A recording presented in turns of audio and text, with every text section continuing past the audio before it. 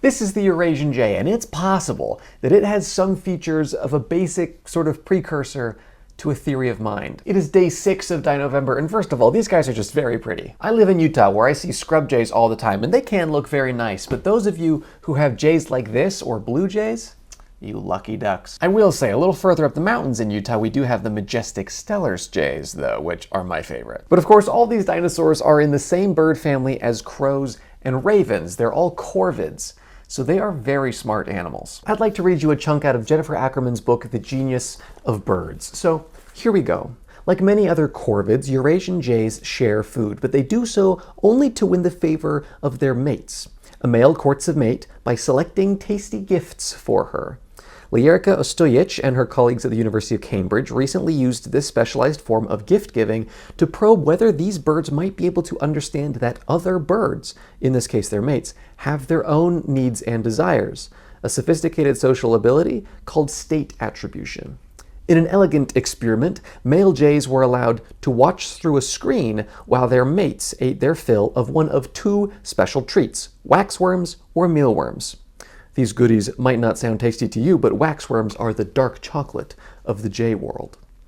The males were then given a choice of what to offer as a larval gift, waxworms or mealworms. Birds, like people, favor variety and can fill up on too much of a good thing. It's called the specific satiety effect. You know the feeling. You've been gorging on cheese, couldn't eat another piece, so you switch to fruit.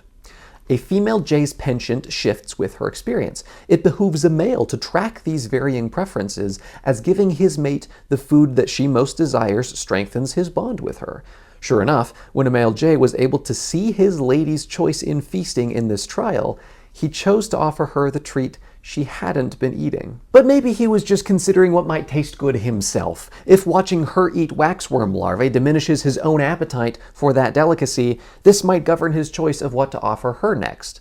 However, it turns out that watching her feed on one dish or the other has no effect on what he selects to eat himself. When there is no opportunity to feed his mate, he chooses between the 2 foods according to his own preferences. When he can share with her, he disengages from his personal desires and anticipates hers, as if he's cognizant of her specific satiety. He offers her the morsel of her choice with the same gentle courtesy a squire might in serving the lady a slice of her favorite chocolate cake. This may not be exactly like human state attribution, the ability to infer that others possess an internal life similar to, but different from, one's own. Still, it seems pretty close. The Eurasian jay demonstrates that he can understand his mate's specific desire state. She wants this, not that. He can understand that it differs from his own state. I may have just eaten a waxworm, but she did not. And he can and will flexibly adjust his food-sharing behavior to suit her particular desires. And then we get a quote from the scientist, Ostojic. These experiments provide exciting data that are in line with the notion that the male is attributing a desire to his female partner. However, we need to conduct further studies to illuminate exactly what cues the males are using to respond to the female's specific satiety.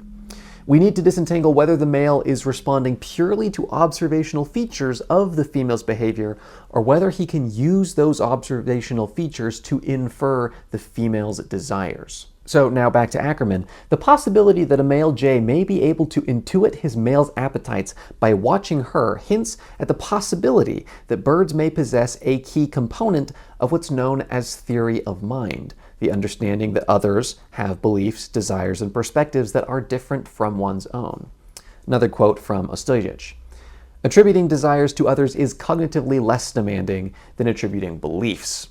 For humans, this is an early step toward the development of a full theory of mind. If the male jay really understands what his female wants, this would provide evidence that a non-human animal is capable of this important aspect of theory of mind. And now back to Ackerman again. Ask a dozen experts in the field of animal cognition whether non-human animals have theory of mind, and you'll get a dozen different answers. Generally, there are 2 camps. First, the self-described killjoys, who deny that non-human species have anything remotely resembling this kind of advanced cognition. And second, those who echo Darwin's claim that humans differ mentally from other species only in degree but not in kind. In other words, there's a continuum of kinds of abilities and not wholesale, separate, discrete kinds of abilities.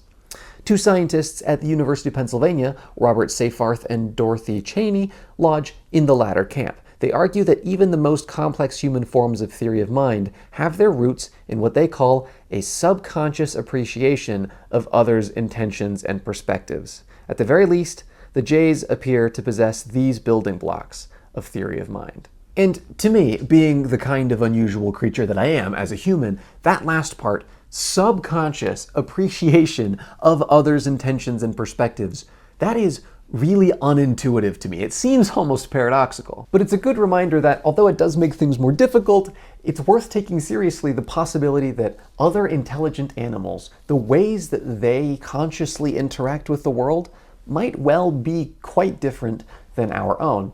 And I tend to think that our capacity for, and frankly our necessity for, using complex language likely makes a big difference, not just in how we communicate with others about the world, but also in how we think about the world, and therefore in how we experience it. So exactly what animals like birds, who don't have this particular complex cognitive system for explicitly formulating and analyzing beliefs about the world and about other animals and their beliefs about the world, what animals like that are exactly doing or experiencing in cases like this is a fascinating and particularly difficult question to answer. But I do not think it is an impossible question to answer, Thomas Nagel. I think that good cognitive science and neuroscience, psychology, philosophy of mind already have interesting things to say on the topic, and like any productive field of science, will continue to have interesting things and better and more accurate things to say